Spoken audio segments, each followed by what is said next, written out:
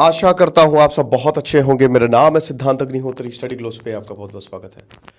दोस्तों, अतीक अहमद को मार दिया गया है। अतीक अहमद को जान से मार दिया गया है। मैं जल्दी सो जाता हूं थोड़ा, और मैं जब सुबह उठा 6 बजे के करीब मुझे ढेर सारे मैसेज आए, और मुझे पहले तो मुझे लगा कि ये क्या है, शायद फेक न्यूज़ होगी। बट मैंने ऐसे अपने देखा, अरे बाप रे बाप, अतीक अहमद और उसके भाई अशरफ दोनों को मार दिया गया, किल्ड। प्रयागराज में एमएलएन कॉलेज में गए, मेडिकल कॉलेज में। क्या कहानी है मैं पूरी आपको बताऊंगा एक एक। लेकिन यार उससे पहले आप चैनल सब्सक्राइब नहीं करते हो यार। 60% लोग सब्सक्राइब ही नहीं करते हैं। क्या है यार, 1 सेकंड लगेगा, फटाक से सब्सक्राइब बटन दबाओ, लाइक बटन दबाओ और कमेंट करो अच्छे अच्छे। तो एमएलएन कॉलेज में गए भैया अपना मेडिकल करवाने, है ना। और उसके बाद तड़तड़ गोलियों की आवाज सुनाई दी, एक के बाद एक गोलियां। खेल खत्म। अतीक ढेर, अशरफ ढेर, बेटा वैसे ही ढेर हो गया था, पत्नी का पता नहीं, पूरा परिवार खत्म। मैं आपको अतीक अहमद की अनसुनी कहानी अभी बताऊंगा, कैसे एनकाउंटर हुआ यह भी बताऊंगा। धारा 144 लागू कर दी गई है पूरे यूपी में, पूरे उत्तर प्रदेश में सेक्शन 144 लागू किया। इस पे मैं सेपरेट लेक्चर बनाऊंगा, यह क्यों हुआ है। तो चलिए अपनी कहानी को शुरू करते हैं। लेकिन उससे पहले दोस्तों, पब्लिक स्पीकिंग कोर्स जो हमने निकाला है वो मात्र 300 रुपए का निकाला है। आपको बता दूं कि डॉक्टर मयूरिका दास जो कि पीएचडी है साइकोलॉजी में, वो ये कोर्स को कराएंगी। एक सेशन ही साइकोलॉजिस्ट के साथ 1000 से 1500 का होता है। इस तरीके के कोर्स 40 से 45 हजार के आते हैं। हमने सिर्फ और सिर्फ कॉर्पोरेट ट्रेनर और सर्टिफाइड ट्रेनर है डॉक्टर मयूरिका दास, सिर्फ 300 रुपए में निकाला है, जिसमें हम public speaking, NLP, EFT, audience analysis, personal branding, body language सब कुछ कवर करने वाले हैं। इंटरव्यू से लेकर ग्रुप डिस्कशन तक टोटल 10 से 15 घंटे के ये सेशन होंगे, और इतने बढ़िया सेशन होंगे दोस्तों, आपको मजा आ जाएगी। तो हमारे स्टडी ग्लोस ऐप को आप डाउनलोड करें, वहां पे आपको मिलेगा, हिंदी इंग्लिश दोनों माध्यम के छात्रों के लिए है ये। साथ ही साथ आपको टेलीग्राम ग्रुप ज्वाइन करना है। टेलीग्राम ग्रुप आपको ऐप में मिल जाएगा, नहीं तो अपनी रसीद के साथ इस नंबर पे मैसेज कर दें, ठीक है, व्हाट्सएप कर दें, तो वहां से आपको टेलीग्राम ग्रुप का लिंक मिल जाएगा। वैसे आपको ऐप पे भी मिल जाएगा। तो ये हिसाब किताब हुआ है। अतीक अहमद किल्ड कैसे हुआ? एक पत्रकार वहां पे आंखों देखी बताते हैं, आज तक के कैमरे पे ये रिकॉर्ड हुआ है बकायदा। पत्रकार बता रहा है कि हम लोग आए हुए थे, ज्यादा लोग नहीं थे, 5 से 6 लोग थे, ठीक है। और उससे पहले भी अतीक अहमद ने ये बोला कि मेरे पापों की सजा, मतलब मेरे पापों की सजा मेरे बेटे को मिली, ठीक है। तो अब हुआ क्या कि अतीक अहमद जो है वो और उसका भाई अशरफ को बरेली के जेल से लाया गया था प्रयागराज, और अतीक अहमद को जो है वो साबरमती जेल से लाया गया था 2 हफ्ते पहले। और हमने उस समय भी देखा था कि अतीक अहमद कह रहा था कि गाड़ी पलट जाएगी। अब अतीक अहमद को वहां से लाया गया, फिर 14 दिन के लिए जुडिशियल कस्टडी में भेज दिया गया था, और उसके बाद वापस उस जेल में शिफ्ट कर देते। तो भैया ये मेडिकल के लिए आए। अब जब ये मेडिकल के लिए आया, दोनों लोगों को लाया गया, वहां पे 4-5 ही पत्रकार थे, जिसमें कुछ लोकल थे, ठीक है। तो पत्रकार बता रहे कि हम लोग ने अपना कैमरा सेट किया, वो आया, हम लोग ने कहा कि चलो कुछ बाइट्स ले लेंगे, लेकिन एकदम से हम देखते हैं कि एकदम ताबड़तोड़ 35 सेकंड तक लगभग ताबड़तोड़ गोलियों की आवाज आई।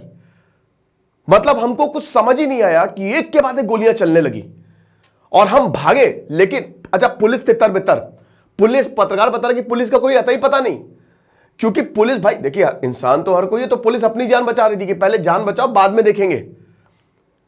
और कुछ पत्रकारों की भी ऐसा बता रहे छू के गोली निकली है, क्या हुआ है, लेकिन यहां पे वो शॉट जो है वो कैद कर लिया गया। और जैसे ही ये 35 सेकंड की गोलीबारी थमी, 3 लोग आए थे, 3 लोगों ने ये गोलियां चलाई थी। जय श्री राम के नारे जो है वो लगाए जा रहे थे। तो जैसे ही ये 3 लोग आए, तुरंत पुलिस ने इनको धर दबोचा। लेकिन इधर देखा तो अतीक अहमद और उसका भाई अशरफ मर गए।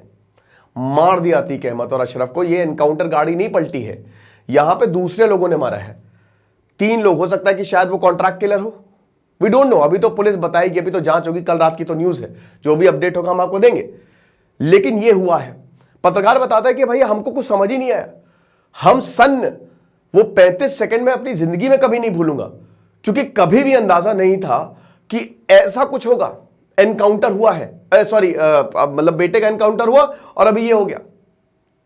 हमको लगा कि भाई आएंगे, मेडिकल होगा और वापस ले जाएंगे, लेकिन यहां पे तो अब अखिलेश यादव ने बड़ा बयान दिया है। अखिलेश यादव कह रहे हैं कि भैया बताओ, जब यहां पे ये सिक्योरिटी का ऐसा ब्रीच है, अतीक अहमद की सिक्योरिटी कितनी टाइट होगी उसको पुलिस बचा नहीं पाई है, तो आम लोगों की क्या बिसात है? क्या आम लोग सुरक्षित हैं? अब देखिए अब इसमें योगी आदित्यनाथ ने हाई लेवल की मीटिंग बुलाई। अब अब तलब तो होंगे पुलिस वाले कि भाई इतनी बड़ी सिक्योरिटी चूक, भाई कैसे वो 3 लोग आ गए? कैसे आ सकते 3 लोग, जब ऑलरेडी पिछले 3 दिनों से ये इतना हाई प्रोफाइल केस हो गया है। पहले बेटे असद मारा गया, 13 अप्रैल को असद को मार दिया गया एनकाउंटर, और अभी दोस्तों अब कल जो है वो अतीक को मार दिया गया। तो ऑलरेडी ये केस बहुत बड़ा हो गया। अब इसमें इतनी बड़ी सिक्योरिटी की चूक जो है वो कैसे होगी? अब पुलिस डेफिनेटली इसमें कटघरे में तो खड़ी है, लेकिन जो भी हो, अतीक अहमद और अशरफ खत्म, गॉन। पत्नी शाइस्ता परवीन का कोई अता पता नहीं है। मरने से पहले अतीक अहमद ने बोला था कि मुझे अपने बेटे की, मतलब मेरी अंतिम इच्छा यह है कि मैं अपने बेटे की जो लास्ट राइट्स हो रहे हैं ना, अंतिम यात्रा में, दाह संस्कार में शामिल होना चाहता हूं। तो कोर्ट ने मना कर दिया था। 13 अप्रैल को असद का एनकाउंटर हुआ था, असद और गुलाम का एनकाउंटर हुआ था, दोनों ही शूटर थे। कहानी शुरू होती है दोस्तों 1979 से। यस, अतीक अहमद के जो पिताजी थे, पहलवान उनको बोला जाता था, वो भी बहुत दबंग थे, वो भी बहुत ज्यादा दबंग थे, लेकिन उनका कोई आपराधिक रिकॉर्ड नहीं था, लेकिन लंबे चौड़े दबंग वो भी बहुत थे। अब उसके बाद जो उस समय के एसपी हैं मिस्टर शुक्ला, वो बताते हैं कि अतीक अहमद मैट्रिक पास नहीं है, 10th पास नहीं है, तांगा चलाते थे पिताजी, घोड़ों का व्यापार था, और घर में ज्यादा पैसे थे नहीं। अब बिजनेस जो है वो कर नहीं सकते, पैसा नहीं, नौकरी कर नहीं सकते, पढ़ाई आप करोगे नहीं, तो आपके पास क्या काम बचा? गुंडागर्दी। तो 1979 इसमें मर्डर किया पहली बार, तब ये लैमलाइट में आया। उस समय लोकल गुंडा हुआ करता था, भाई मर्डर कर दिया तो पूरे एरिया में नाम हो गया। और वैसे भी भाई अगर एक आप समुदाय के डॉन हो तो समुदाय का सपोर्ट जो है वो आपको मिलता ही मिलता है ना? तो बड़ा मुस्लिम डॉन इस तरीके से हो गया। अब उसके बाद क्या हुआ कि कहानी आगे बढ़ती है। चांद बाबा, जैसा कि हमने बताया कि उस एरिया में पूरा खौफ था, भयानक, और बाद में चांद बाबा को भी मार दिया, इलेक्शन लड़ लिया, विधायक बन गया, लोग डर के मारे बोलते ही नहीं थे। मैं अभी एक इंटरव्यू सुन रहा था, उसमें एक व्यापारी बताता है कि मेरा होटल था और मैंने 1975 में जमीन ली थी, मतलब बहुत पुरानी जमीन थी, और एकदम से होटल में 40 से 50 लोग आए और अतीक अहमद आया। हम डर गए, क्या हुआ? हमारे जो गेस्ट थे वो डर गए, क्या हुआ? और सबके पास गोलियां, बंदूक, और बोला कि आज तक तो तुम्हारा ये प्लॉट था लेकिन कल से हमारा है, कब्जा जबरदस्ती, अब खाली कर दो, कल से हमारा प्लॉट है। समझ ही नहीं है उसको क्या हुआ। ऐसे बहुत सारे मामले अतीक के दर्ज है। भाई उमेश पाल की जो हत्या हुई थी 24 फरवरी को, गवाही दे के आ रहा था और पूरे परिवार ने मिलकर गोली मार दी थी।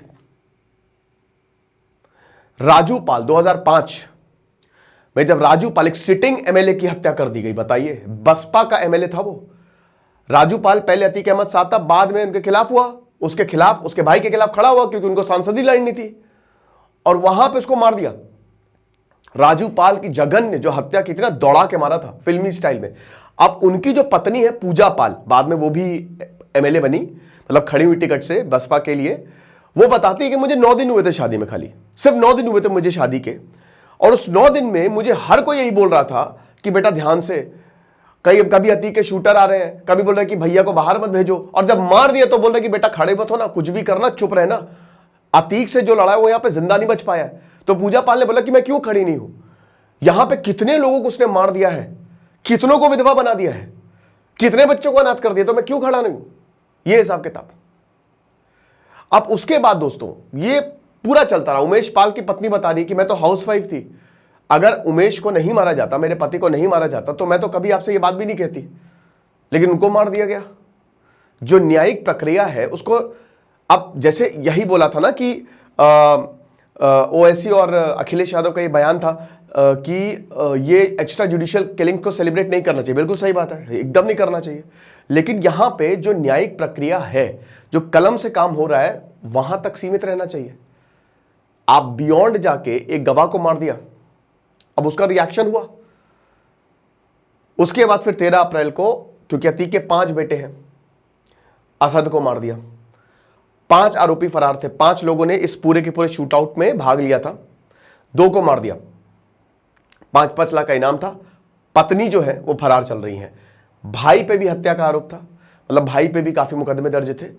आपको बता दूं कि अतीक का खौफ ऐसा था कि जो जज होते थे, जज वो बदल जाते थे, कहते थे कि हम इस केस की सुनवाई नहीं करेंगे, क्योंकि हर किसी को अपनी जान प्यारी है। इतना ज्यादा खौफ था।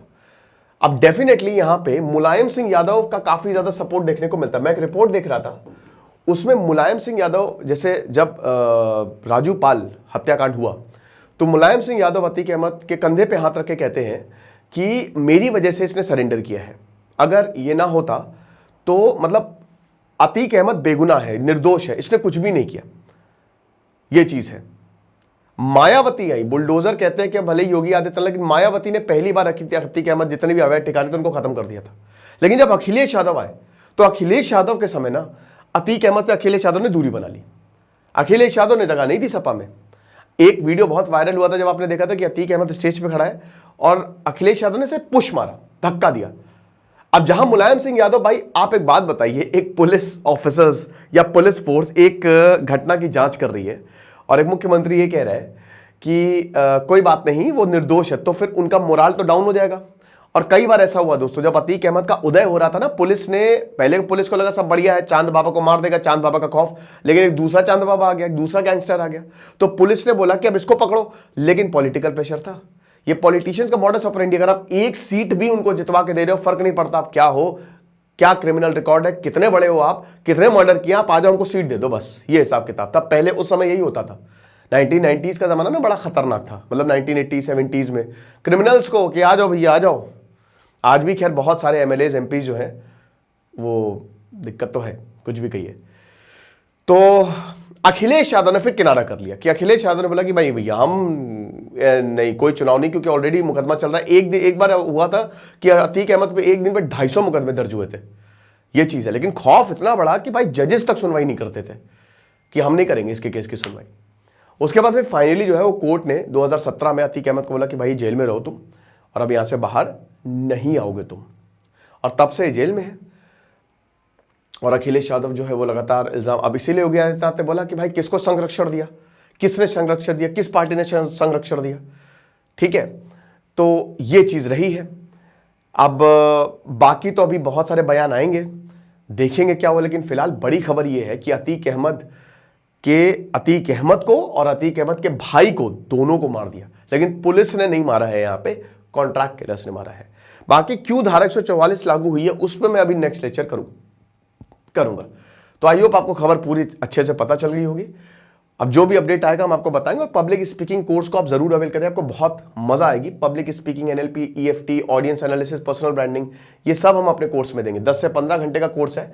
डॉक्टर मयूरिका दास जो है वो आपको इस कोर्स के जरिए बहुत कुछ बताने वाली है। तो खुश रहिए, पढ़ते रहिए। दिस इज सिद्धांत अग्निहोत्री साइनिंग ऑफ।